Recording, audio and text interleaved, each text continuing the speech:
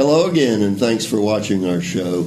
I'm Harry Greenberger. I'm the president of the New Orleans Secular Humanist Association and the host for this program. We have a very special guest with us today, probably known to many of you folks here because Jeff Crouere is a native New Orleanian. He has a weekly television program called Ringside Politics, which airs on WLAE-TV, as well as a weekday radio talk and call-in show, which airs on WGSO 990 AM. Jeff also has a monthly live program, which we might get in to talk about, but we're probably going to spend more time talking about his TV and radio shows and his audiences. With us today is a member of our own organization and a longtime member of our board of directors, Michal Malec. And Michal, we thank you for sitting in with us. And Jeff, just to get things started, and you are not a reporter of the news, you are like a columnist, someone who's entitled to have an opinion. I consider myself a commentator. A commentator, that's a good word for it. And what I'd like to know is, what is the philosophy with which you bring to your shows? Harry, and first of all, thank you for having me. Well, thank you for being here. Thank you for appearing on my show as many times as you do. My philosophy is limited government. My philosophy is that we need to increase individual freedom in this country. My philosophy is that we need to give people more of their money back, that I'm worried about on all levels of government, local, parish, state, and federal, the intrusion of government into our lives. And I'm just, I guess, part conservative, part libertarian, and on some issues, possibly even liberal. But it's a mix of opinions. My political home has been throughout my life the Republican Party, although many times I have been unhappy with the direction of the Republican Party. Well, let me say, I spent many years as a registered Republican, which I am no longer. I'm now an independent. And what you described is very akin to what the Republican platform used to be. It happens to have turned out now that they were bigger spenders than the Democrats everywhere. You are exactly And so, right. you know, when you say that you want a smaller government, the party left you just as they left me. I cannot tell you how disappointed I am in what has occurred in Washington over the past 8 years. I mean, it has been a just true blow to my faith in the Republican Party, because the party had the power. The party could have really affected government in the right direction, and it just it grew government. I mean, we had the biggest expansion of government in I think the history of this nation. Well, but the other alternatives, other than the Democrat Party, would be, as you mentioned, the Libertarians or Independents.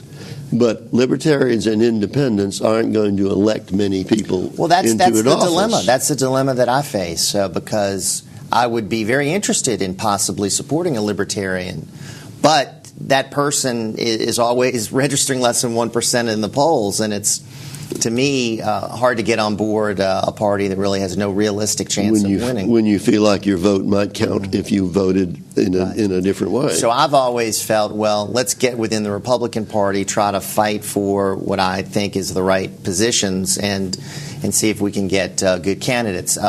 I wasn't a particular fan of our last nominee, John McCain, but I voted for him over Barack Obama.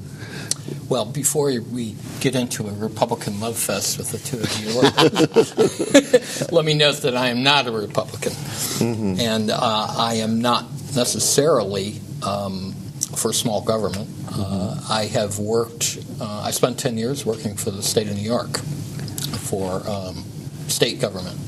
And as an insider, I realize there are a lot of things that government can do and can do very well and can do better than private organizations can. And also better than faith-based organizations? Well, which we'll talk about also. Yeah, I'm wondering how you all feel about the faith-based office that Barack Obama just launched this week. Well, I think that many supporters of his feel like they were betrayed because in that particular faith-based group, he did not say that they could not discriminate against their hires, and I think he didn't keep them from proselytizing, which is very important to those of us and my organization who feel like there should be a total separation between church and state, between government and religion. So the people of my group that I've heard from are not happy about his new plan. And Michael, you can't be too happy. It sort of remains to be seen what's going to happen. We've got a new person heading it, and we'll see what he does. I am, however, very encouraged that our new president was a law professor and taught constitutional law. So I think he understands the issues a lot better than other folks who've been in that position.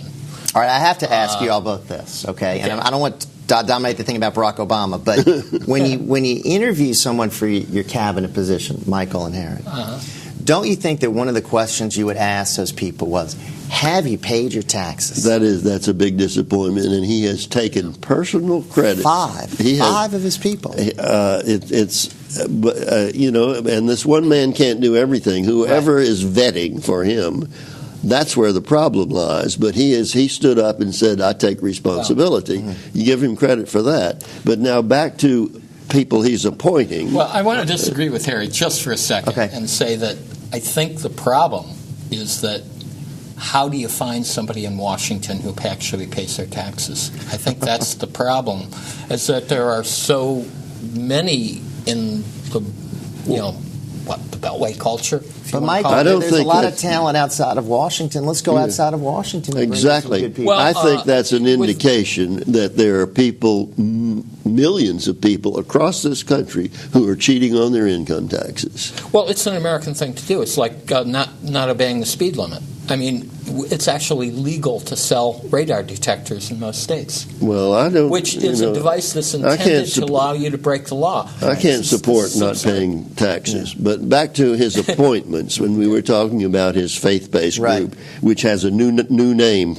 It's called the Office for Faith-Based Programs and Community Partnerships, and it's headed by a man named Joshua Dubois, who is a Pentecostal preacher. Now, how in the world can that man be open-minded about requiring these churches to live by the law?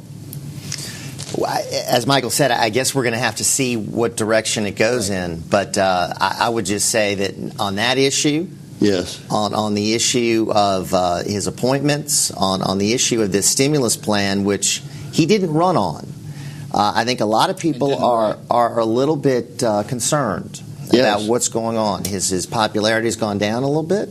His, this aura of invincibility, this Mr. Superman, I think is maybe diminishing some. So, if he had known what he was going to have to step into, he might not have run for that office because this just fell out of the sky. And September was when we first had the initial crisis, and then you had to bail out in October. Yeah, but he started running for office, 2 years ago. But he didn't say, "Well, I want to have $1 trillion stimulus plan." He never said that. No, he didn't. Well, now back to your shows and your audience, and since you are tilting toward Republicanism. What about your audience, the people who call in? I'm proud to say